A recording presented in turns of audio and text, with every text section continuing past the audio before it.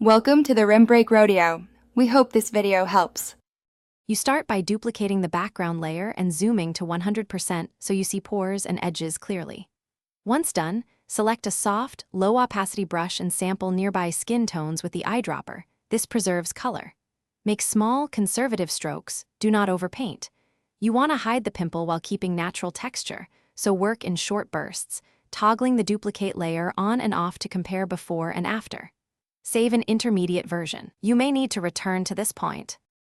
Once the basic spot is blended, switch to targeted healing to fix shape and color differences.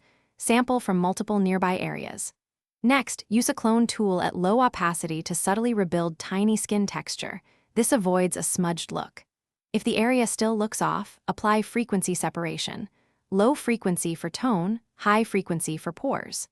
Make small adjustments on each frequency layer, then merge temporary copies to evaluate. Remember to step back periodically.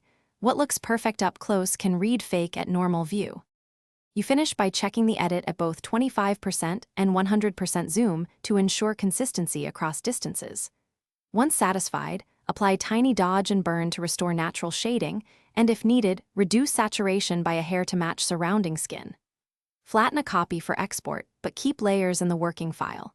If an artifact or halo appears, don't flatten. Instead, undo selectively, resample nearby texture, and repeat a small area heal. This targeted fix prevents global rework and preserves overall realism.